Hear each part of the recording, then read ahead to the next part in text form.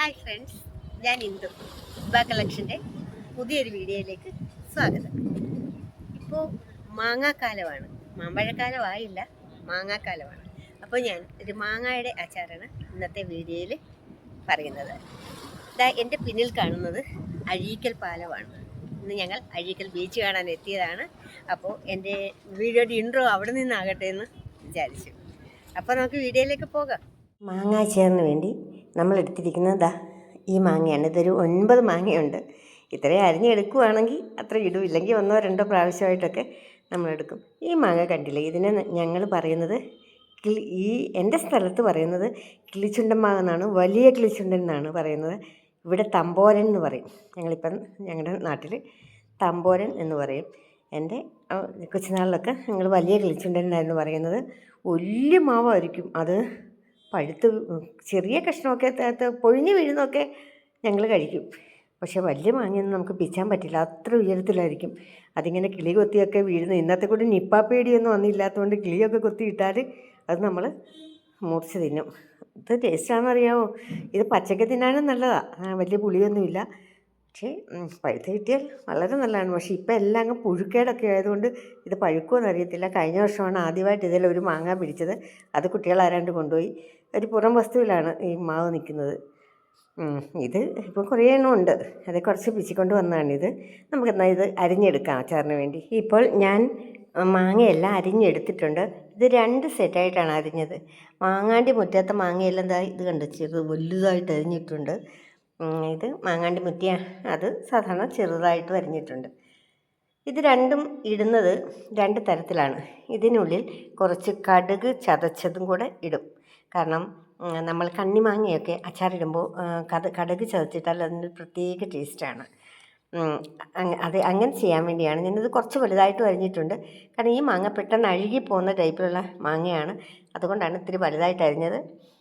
പിന്നെ ഈ അച്ചാറിന് ആവശ്യക്കാർ ഇവിടെ ധാരാളമുണ്ട്. അപ്പോൾ ഞാൻ 2 സെറ്റായിട്ട് അങ്ങ് അരിയാമെന്ന് വെച്ചു. ആദ്യമായിട്ട് ഇതിനുള്ളിൽ ഈ രണ്ടിനും നമുക്ക് ഉപ്പ് ചേർക്കാം.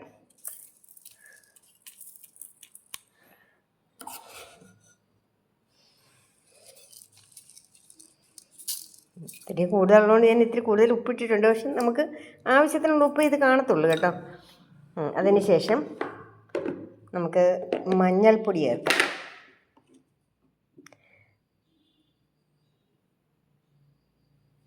ഒത്തിരി ഒന്നും ഇടണ്ട, കാരണം ഈ അച്ചാറിൻ്റെ നിറം മാറിപ്പോകും. അതുകൊണ്ട് 2-നകത്ത് ഞാൻ മഞ്ഞൾപ്പൊടി ചേർത്തിട്ടുണ്ട്. അതിന് ശേഷം നമുക്ക് മുളക് പൊടി ചേർക്കാം. ഇത് സാധാരണ പൊടിപ്പിച്ച മുളക് പൊടിയാണ്, അല്ലാതെ കാശ്മീർ മുളക് പൊടി അങ്ങനെയൊന്നുമില്ല. ഇത് ആവശ്യത്തിനുള്ള നിറവേ ഉള്ളൂ, ഒത്തിരി എരിയില്ല. ഞങ്ങളിതാണ് സാധാരണ യൂസ് ചെയ്യുന്നത്. അത് ഇതിനകത്തും കുറച്ച് ഇടാം. അതിനുശേഷം സ്വല്പം ഉലുവാപ്പൊടി ചേർക്കാം. ഉലുവാപ്പൊടി എപ്പോഴും മാങ്ങയ്ക്ക് വേണം, കൂടിപ്പോണ്ട.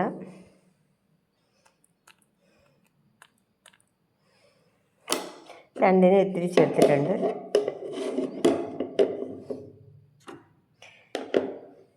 ഇനിയും ഈ വലുതായിട്ട് അരിഞ്ഞു വെച്ചിരിക്കുന്ന ഈ അച്ചാറിനുള്ളിലേക്ക് നമുക്ക് കടുക് പൊടിച്ച് ചേർക്കാം. ഞാനിത് കടുക് കുറച്ച് ചെയ്ത് വെച്ചിട്ടുണ്ട്.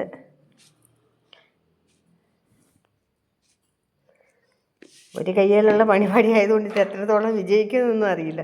ഞാൻ എപ്പോഴും വീഡിയോ എടുക്കുമ്പോൾ ആ ഒരു വിഷയം ഉണ്ടാകാറുണ്ട്.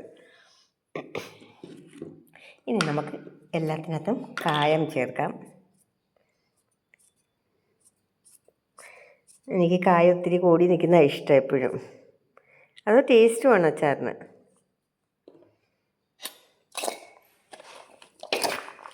ഇത് ഇളക്കി യോജിപ്പിച്ചിട്ട് വീണ്ടും വരാം. ഇത് അച്ചാറെല്ലാം നമ്മൾ എല്ലാം റെഡിയാക്കി കഴിഞ്ഞു. നമ്മൾ ഇത് മുളകും എല്ലാം ഇട്ട് റെഡിയാക്കി, ഇതും അങ്ങനെ ഇട്ട് റെഡിയാക്കിയിട്ടുണ്ട്. ഇനി നമുക്കിത് ചെയ്യാനുള്ളത് കടുക് താളിച്ചെടുക്കുക എന്നുള്ളതാണ്. രണ്ടിലും നല്ലെണ്ണ ഒഴിച്ച് കടുക് താളിച്ചെടുക്കണം. ഞാൻ ചീനിച്ചട്ടി അടുപ്പ് വെച്ചിട്ടുണ്ട്, ചൂടായിട്ടുണ്ട്. ഞാൻ അതിനകത്തോട്ട് കുറച്ച് നല്ലെണ്ണ ഒഴിക്കുകയാണ്. നല്ലെണ്ണയാണ് നമുക്ക് അച്ചാറിടാനൊക്കെ ഏറ്റവും നല്ലത്. ഇത് ചൂടായതിന് ശേഷം നമുക്ക് കടുകിട്ട് പൊട്ടിക്കണം. കറിവേപ്പില ഇടണം, പക്ഷേ ഇപ്പം ഞാൻ രാത്രിയിലാണ് വീഡിയോ എടുക്കുന്നത്. കറിവേപ്പില കിട്ടാൻ താമസമാണ്, ബുദ്ധിമുട്ടാണ്. ഇരുട്ടല്ലേ, ആ ഭാഗത്തോട്ട് പോകാൻ കുറച്ച് ദൂരെയായിട്ട് നിൽക്കുകയാണ്. അതുകൊണ്ട് ഞാൻ കറിവേപ്പില ഇന്ന് ഇടുന്നില്ല. അതുമല്ല, ഇത് നമുക്ക് സൂക്ഷിച്ച് വെക്കാൻ പറ്റുന്നൊരു അച്ചാറല്ല. കാരണം ഇവിടെ അത് മാത്രം കോരി തിന്നുന്നവരൊക്കെ ഉണ്ട്. വേറെ കൂട്ടാത്തവരൊക്കെ ഇത് മാത്രം കോരി തിന്നും. കാരണം എൻ്റെ മോടെ കുഞ്ഞ്, അവൻ ഒരു കൂട്ടാനും കിട്ടത്തില്ല. എന്ത് കഴിച്ചാലും എരിയാന്നാണ് പറയുന്നത്. പക്ഷെ അവൻ മാങ്ങാച്ചാറും അമ്പഴങ്ങാച്ചാറും ഒക്കെ ഇങ്ങനെ ചോറ് വാരി കഴിക്കുന്ന പോലെ കഴിക്കും. അപ്പം ഞങ്ങൾ പറയാതെ കളതരമല്ലയോ, അപ്പം അവൻ എരിയാവൊന്നും കഴിക്കത്തില്ല എന്നൊക്കെ പറഞ്ഞിട്ട് അച്ചാർ മാത്രം കഴിക്കും. അപ്പം അതുകൊണ്ട് ഞാൻ വിനാഗിരി ഒന്നും ഇതിനകത്ത് ഒഴിക്കത്തില്ല. കാരണം അതിൻ്റെ ആവശ്യമില്ല. കുറേ ദിവസം പ്രിസർവ് ചെയ്ത് വെക്കുവാണെങ്കിലാണ് നമ്മൾ വിനാഗിരിയൊക്കെ ഇതിന് ഒഴിക്കേണ്ടത്. ഇതൊരു ഇൻഡാലിയത്തിൻ്റെ ചീനിച്ചട്ടി, അത് ഒരനക്കവും ഇല്ല. കടുക് പൊട്ടാനൊക്കെ ഭയങ്കര താമസം. ഞാൻ ചൂടായ ചീനിച്ചട്ടിയിലോട്ടാണ് ഇത് ഒഴിച്ചത്.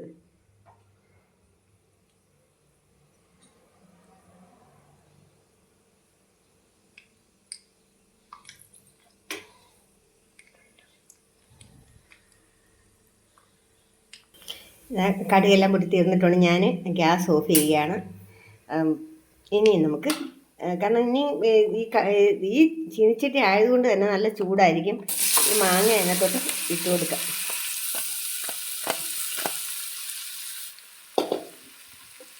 ഇത് ഇളക്കി യോജിപ്പിച്ച് കഴിഞ്ഞാൽ ഇപ്പോൾ തീയില്ലാതിരിക്കുകയാണ്. ഇത് ചെറിയൊരു ചൂട് വന്നു കഴിഞ്ഞാൽ നമുക്ക് പിന്നൊന്നും ചെയ്യണ്ട. ഇത് ഇത്തിരി വലിയ കഷ്ണമായതുകൊണ്ട്, ചെറിയ ചീനിച്ചട്ടി ആയതുകൊണ്ട് ഇത് നിറഞ്ഞിരിക്കുകയാണ്. നമ്മൾ ഇളക്കിയില്ലെങ്കിൽ ഇത് വെന്ത് പോകും, ചൂട് ചീനിച്ചട്ടിയും കൂടെ ആയതുകൊണ്ട്.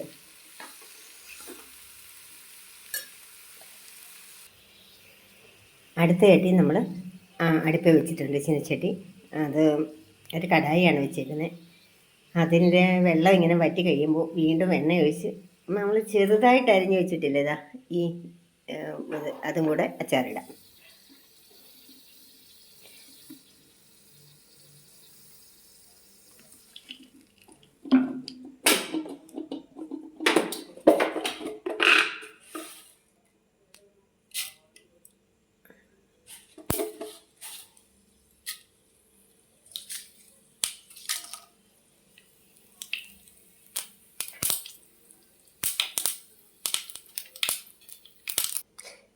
ഇതിൻ്റെ ഗ്യാസ് ഞാൻ ഓഫാക്കിയിട്ടുണ്ട്. ഇനി അതിനകത്തോട്ട് ഈ അച്ചാർ ഇടാം.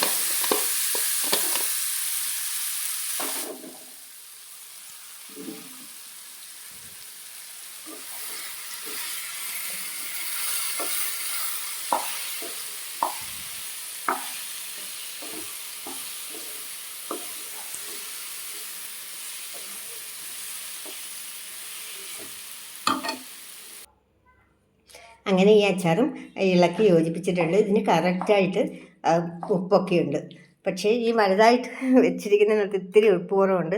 ഇത് നാളെയാണിത് ഭരണിയിലോട്ടൊക്കെ മാറ്റുന്നത്. ആ സമയത്ത് സ്വല്പം ഉപ്പ് ചേർത്തിട്ട് അങ്ങ് വെക്കാമെന്ന് വെച്ചു. സാധാരണ നമ്മളങ്ങനെ ചേർക്കുമ്പോൾ ഉപ്പ് ചൂടാക്കിയതിന് ശേഷമേ നമ്മൾ അച്ചാർ ചേർക്കത്തുള്ളൂ. ഇതിങ്ങനെ കുറച്ച് ദിവസമൊക്കെയല്ലേ ഇരിക്കത്തുള്ളൂ, അതുകൊണ്ട് ഞാൻ എല്ലാം അങ്ങ് ഇടും. ഇപ്പോൾ ഇത് രണ്ടും റെഡി ആയിട്ടുണ്ട്. 2 അച്ചാറുകളും റെഡി ആയിട്ടുണ്ട്. നിങ്ങൾക്കൊക്കെ ഇഷ്ടമായോ ഈ അച്ചാർ? 2 അച്ചാറിൻ്റെ റെസിപ്പി ഒന്നിച്ച് കിട്ടിയില്ലേ? നാളെ ഇതെല്ലാം ഭരണിയിലാക്കിയിട്ട് സൂക്ഷിച്ച് വെക്കാം. അതിനുശേഷം പുതിയൊരു അച്ചാറിൻ്റെ വീഡിയോയുമായിട്ട് വീണ്ടും വരാം. ബൈ.